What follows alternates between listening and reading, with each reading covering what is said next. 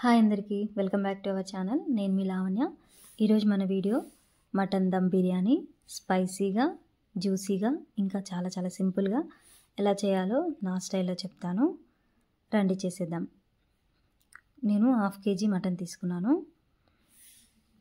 అది మంచిగా కడిగి అందులో హోల్ గరం మసాలా, కారం, ఉప్పు, పసుపు, ధనియాల పొడి, బిర్యానీ మసాలా, అల్లం వెల్లుల్లి పేస్ట్, 2 మీడియం సైజు టమాటా ముక్కలు, 4 పచ్చిమిర్చి, కప్పు పెరుగు, పుదీనా, కొత్తిమీర, ఒక నిమ్మకాయ వేసి మంచిగా కలిపి ఒక అర్ధగంట సేపు నానబెట్టుకోవాలి. 1/2 kg మటన్కి 1/2 kg బాస్మతి రైస్ తీసుకొని 2-3 సార్లు వాష్ చేసుకొని ఒక 1/2 అవర్ నానబెట్టుకోవాలి. వీటిని కూడా తర్వాత స్టవ్ ఆన్ చేసుకొని కుక్కర్ పెట్టి ఆయిల్ వేసుకోవాలి. అది వేడయ్యాక సన్నగా తరిగిన పెద్ద సైజు ఉల్లిపాయ ముక్కలు వేసి బ్రౌన్ కలర్ వచ్చే వరకు వేయించుకోవాలి.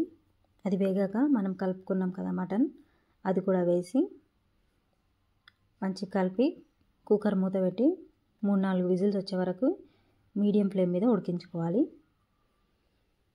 ఇప్పుడు రైస్కి సరిపడా ఎసరు తీసుకొని అందులో హోల్ గరం మసాలా, 4-5 పచ్చిమిర్చి, కరివేపాకు, ఉప్పు, నెయ్యి, పుదీనా, కొత్తిమీర, 2 స్పూన్ల ఆయిల్ వేసి ఎసరు మరిగించుకోవాలి. అది మరిగేటప్పుడు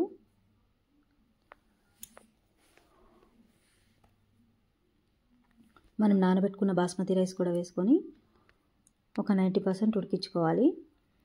మటన్ ఆల్రెడీ ఉడికిపోయింది కాబట్టి రైస్ కూడా మనం ఆల్మోస్ట్ ఉడికించుకోవాలి. తర్వాత నీళ్ళన్నిటిని వంపుకొని పక్కన పెట్టుకోవాలి. ఇప్పుడు దమ్ పెట్టుకోవడానికి ఒక మందపాటి గిన్నె తీసుకొని అందులో మనం ఉడికించుకున్న మటన్ వేసుకోవాలి.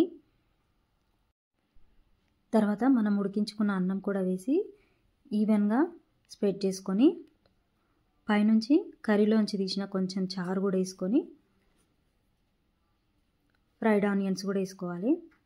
పైన కొత్తిమీర, కొద్దిగా నెయ్యి వేసి మూత పెట్టి 15-20 నిమిషాలు మీడియం ఫ్లేమ్ మీద దమ్ చేసుకోవాలి. మనం దమ్ చేసుకునేటప్పుడు పెంక పెట్టి దానిపైన దమ్ చేసుకుంటే బిర్యానీ తొందరగా మాడిపోదు. ఒక 20 మినిట్స్ తర్వాత స్టవ్ ఆఫ్ చేసేసి వేడివేడిగా సర్వ్ చేసుకోవడమే. మీరు కూడా ట్రై చేసి ఎలా వచ్చిందో కామెంట్ చేయండి, లైక్ చేయండి, సబ్స్క్రైబ్ మాత్రం మర్చిపోకండి ప్లీజ్. Thank you.